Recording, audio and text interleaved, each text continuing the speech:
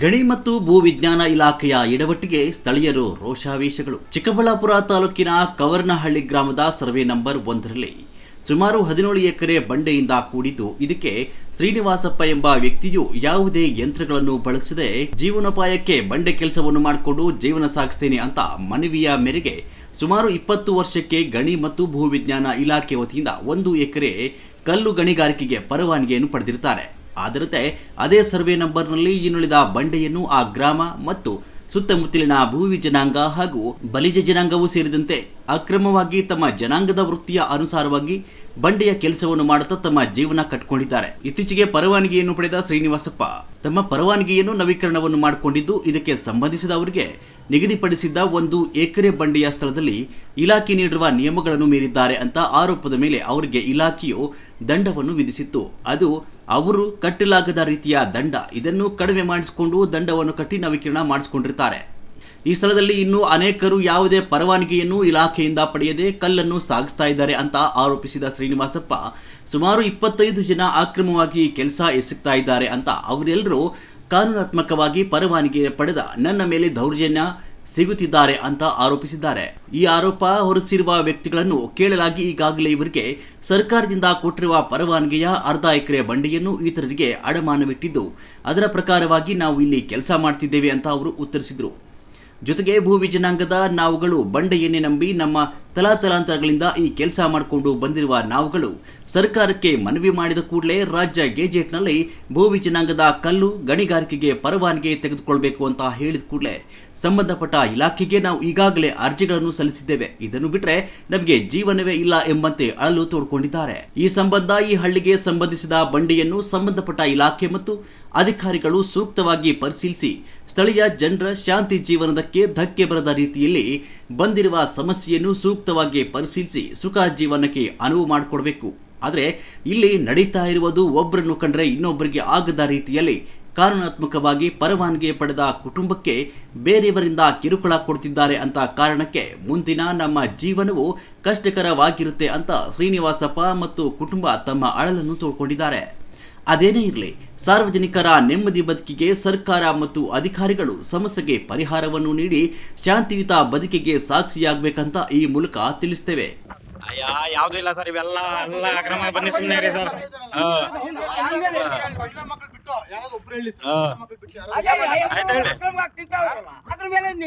ಇವಾಗ ಇಷ್ಟು ದಿನ ಯಾರು ತಿಂದಿರೋದು? ನಾವು ತಿಂದಿದ್ದೀರಾ?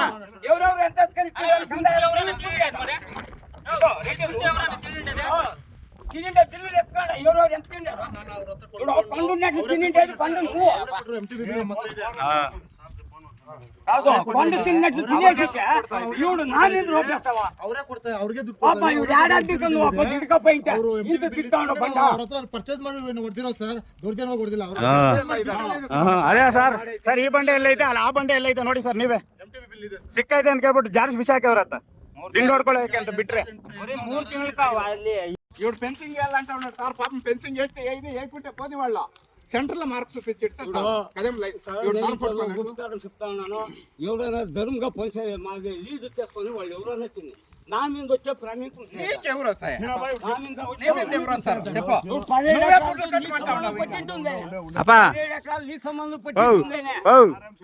17 ఎకరాలు మనకు కావాల్సినది 1 ఎకరా. మనది ఏముందో బౌండరీ ఫిక్స్ చేసుకున్నామా.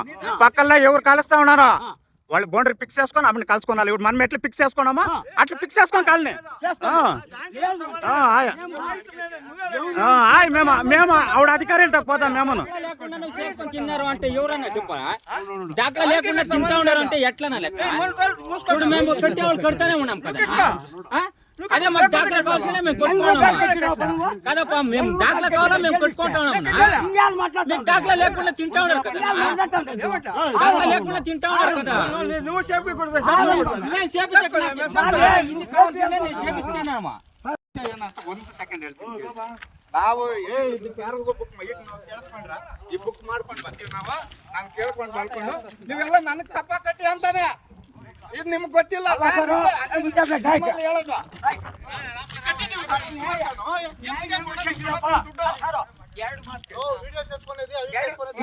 ಸರ್. ನಮ್ಮ ಗ್ರೂಪ್ ಬೇಡವಾ ಸರ್? ನಮ್ಮ ಗ್ರೂಪ್ ಬೇಡವಾ ಸರ್? ಹೇಳಿ, ನೀವೇ ಹೇಳಿ ಸರ್. ವಿಡಿಯೋ ಮಾಡ್ಕೊಬಾರ್ದಂತ ಏನಾನ ಇದೆಯಾ ಸರ್?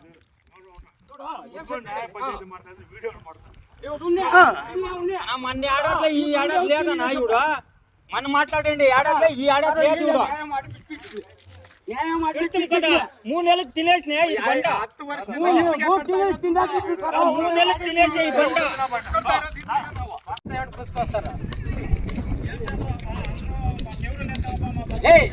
ఎవడరా మీరు మాట్లాడే ఎవరు లేదంటే మీరు ఇప్పుడు మీది ఎంత ఉందో అంత చూసుకోండి. అవంతా మాట్లాడితే తిరిగి యాడ్ అడగకపోతే అవంతా బేకలేదా మీరు ఏమంటే అంతా చూసుకోండి. ఆడవాళ్ళంతా ಕ್ಲಿಯರ್ ಆಗೋಯ್ತದು ಸರ್ಕಾರ ಹತ್ರ ನೀನು ಏನಿದೆಪ್ಪ ನೀನು ದಿಂಡೋಡಿ ಅದಕ್ಕೆ ಇಸ್ಕೊಂಡು ಅವ್ರಿಗೆ ಯಾಕೆ ದ್ರೋಹ ಮಾಡ್ಕೊಂಡು ಹೋಗ್ತೀಯ ಅಂತ ಕೋರ್ಟ್ಗೆ ಹೋಗಿ ನಿಂಗೆ ಏನಾದ್ರು ಇದ್ರೆ ತಗೋ ಹೋಗು ಅಂದ್ರು.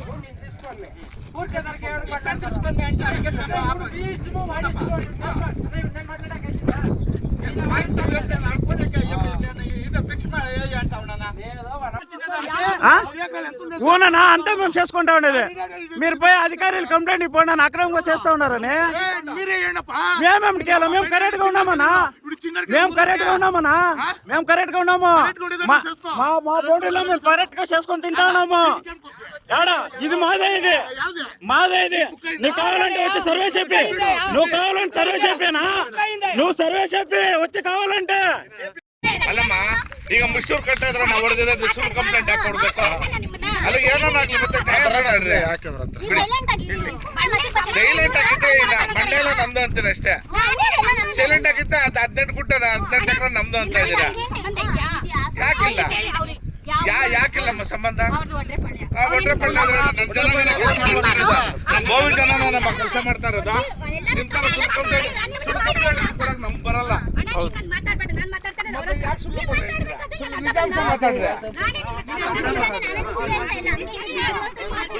ನಮ್ಮದು ಏನಿದ್ರೆ ಅದು ಪರ್ಫೆಕ್ಟ್ ಆಗಿ ನಾವು ಇಲ್ಲಿಗಲ್ಗೆ ಹೋಗಿಲ್ಲ ಲೀಗಲಲ್ಲಿ ಹೋಗ್ತಾ ಇದ್ದೀರಿ ನಾವು ಇಲ್ಲಿಗಲ್ಗಂತೂ ಹೋಗಲ್ಲ ನಮಗೆ ಬೇಡ ನಾವು ಟ್ಯಾಕ್ಸ್ ಕಟ್ಕೊಂಡು ಇವತ್ತು 6 ಲಕ್ಷ ಚಿಲ್ಲರೆ ನಾವು ಕಟ್ಟಬೇಕು ಇವಾಗ ನಾವು ಯಾವುದೊಂದು ಚೂರು ದುಡ್ದಿಲ್ಲ ನಾವು ಇದು ಮಾಡಿದಿಲ್ಲ ಬೇರೆಯವ್ರು ಅಕ್ರಮವಾಗಿ ತಿಂದಿರೋದೇ ಇಲ್ಲಿ ನಮ್ಮ ಬಂಡೆಯಲ್ಲಿ 1 ಎಕರೆಯಲ್ಲಿ ಇವತ್ತರಲ್ಲಿ ನಮ್ಮ ಜೀವನ ಹೆಂಗಾಗಿ ಬಿಟ್ಟಿದೆ ಅಂದರೆ ಸತ್ಯವಾಗ್ಲೂ ಹೇಳ್ತೀನಿ ಏನಾನ ಫ್ಯಾಮಿಲಿ ಸಮೇತ ಕುಟುಂಬ ಸಮೇತ ಏನಾನ ಇಲ್ಲ ಸ್ಟೇಷನ್ ಹತ್ರ ಇಲ್ಲ ಬಂಡೆಯಲ್ಲ ನೇಣು ಹಾಕ್ಕೊಂಡು ಇಲ್ಲ ಏನಾನ ವಿಷ ಕುಡಿದು ಇಲ್ಲಿ ಸಾಯ್ಬೇಕು ಅನ್ನೋ ಒಂದು ಭಾವನೆ ಬಂದ್ಬಿಟ್ಟಿದೆ ನಮ್ಗೆ. ನಾನು ಹೆಂಗೆ ಸರ್ ಜಾತಿ ನಿಂದೆ ಮಾಡೋಕ್ಕೆ ಬರುತ್ತೆ ಸರ್? ಈಗ ನನ್ನ ಮೇಲೆ ಯಾವುದು ತೋಜಲ್ಲ. ನಾನು ಮೆಟೀರಿಯಲ್ ಆತನ ಹತ್ರ ಕೊಂಡ್ಕೊಂಡು ಹೋಗಿದ್ದೀನಿ ಸರ್.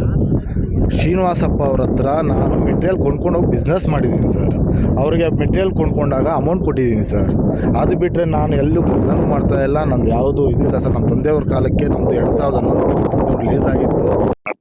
ನಮ್ಮ ಜೀವನ ನಮ್ ಮಾಡಕ್ ಬಿಡ್ಲಿ. ನಾವು ಸರ್ಕಾರದಿಂದ ಇವಾಗ ಆದೇಶ ಏನಿದೆ ಅದು ನಾವು ಮಾಡ್ಕೊಂಡು ಹೋಗ್ತಾ ಇದ್ದೀವಿ. ಲೈಸೆನ್ಸ್ ಟ್ರೈ ಮಾಡ್ತಾ ಇದೆಲ್ಲ ಮಾಡ್ಕೊಂತೀವಿ. 17 ಎಕರೆಗೂ ನೀನೇ ಓನರ್ ಆಗ್ಬಿಟ್ಟೆ. ಎಷ್ಟು ವರ್ಷದಿಂದ ಮಾಡ್ತಿದ್ದೀರಿ ಇಲ್ಲಿ? ಸರ್ ಪುರಾತನ ನಮ್ ತಾತ ಅಲ್ಲ ಈ ಬಂಡೆಯಲ್ಲಿ ಎಷ್ಟು ವರ್ಷದಿಂದ ನೀವು ಮಾಡಿರಿ? ಯಾವ ಸರ್ ಅಂದ್ರೆ ಇಲ್ಲಿ ಏನ್ 16 ಎಕರೆ ಅಂತ ಹೇಳ್ತಿದ್ರಲ್ಲ, ಎಷ್ಟು ವರ್ಷದಿಂದ ನೀವು ಈ ಕಾಯಕ ಮಾಡ್ತಾ ಇದೀರಿ? ಸರ್ ಇದು ನಮ್ಮ ಮುತ್ತಾತನ ಕಾಲದಿಂದ ಮಾಡ್ತೀವಿ. ಕುಲ್ಕಸ್ಬೆ ಇದೆ ಸರ್. ಅಂದ್ರೆ ಸರ್ಕಾರದ ಗಮನಕ್ಕೆ ರಾಜ್ಯಪತ್ರ ಬಂದಾಗ ನೀವು ಲೈಸೆನ್ಸ್ ಹೊಸಪ್ಪ ಅಂತ ಕೌರ್ನಳ್ಳಿ. ನಮ್ಮಪ್ಪ ಹೆಸರು ದೊಡ್ಡನಲ್ಲಪ್ಪ. ಆದರೂ ನಾನು ಲೀಜ್ ಆಗಿದ್ದು ಒಂದು 20 ವರ್ಷ ಆಗೈತೆ ಸೊನ್ನೆ. 20 ವರ್ಷದಿಂದ ಮೊನ್ನೆ ನಾನು ಸಂಪಂಡಿ ಕೆಲಸ ಮಾಡ್ತಾಯಿದ್ದೀನಿ ಸರ್. ಲೀಜ್ ಮಾಡಿಕೊಂಡು ನಾನು ₹1 ಸಾಲ ಇರ್ತೀರ ನಾನು GLGST ಕಟ್ಕೊಂಡು ನಾನು 20 ವರ್ಷದಿಂದನೂ ₹1 ಸಾಲ ಇರ್ತೀರ ನಾನು ಕಟ್ಕೊಂಡು ಬರ್ತಾಯಿದ್ದೀನಿ. KLS ಶ್ರೀನಿವಾಸ್ ನೆಂಬರು ಅವರು BJPಯಲ್ಲಿದ್ದರೆ BJPಗೆ ಹೋಗ್ತಾರೆ, ಕಾಂಗ್ರೆಸ್ಸಲ್ಲಿದ್ದರೆ ಕಾಂಗ್ರೆಸ್ಗೆ ಹೋಗ್ತಾರೆ. ನಾವು ಯಾವ ಕಡೆ ಹೋದ್ರೂ ರೆಕಮೆಂಡ್ ಆಗಲ್ಲ. ಈಗ ಏನಾಗ್ಬಿಟ್ಟಿದೆ ಅಂದರೆ ಈ ಕಡೆ ಯಾರ್ದೂ ಇದಿಲ್ವ, ನಮ್ಮದೊಬ್ಬರದ್ದು ಲೀಸ್ ಇದೆ. ಲೀಸ್ ಇದ್ದರೆ ಏನು ಮಾಡ್ತಾಯಿದ್ದಾರೆ, ಎಲ್ಲರೂ ಬಂದುಬಿಟ್ಟು ನಮಗೆ ನೀವು ಲೀಸ್ ಏನಕ್ಕೆ ಮಾಡೋದು ಈ ಥರ ಅಂದರೆ ಇವರು ಕೆಳಗಡೆಗೆ ಸುಟ್ಟು ತಿಂದಾಕ್ಬಿಟ್ಟಿದ್ದಾರೆ. ನಮಗೆ ಬೇರೆ ಕಡೆ ಹಿಂಗೆ ಸರ್ವೆ ಮಾಡಿಕೊಟ್ಬಿಟ್ಟಿದ್ದು ಅದರಲ್ಲಿ ಅವ್ರು ಮಾಡ್ತಿರ್ಲಿಲ್ಲ. ಈ ಕಡೆ ಕೆಳಗಡೆ ತಿಂದಾಕಿದ್ದಾರೆ. ಅವ್ರನ್ನೂ ಕೇಳಿದ್ದಕ್ಕೆ ಹಿಂಗೆಲ್ಲ ಆಗೈತಲ್ಲಪ್ಪ 37 ಲಕ್ಷ ಪೆನಲ್ಟಿ ಬಂದಿದೆ.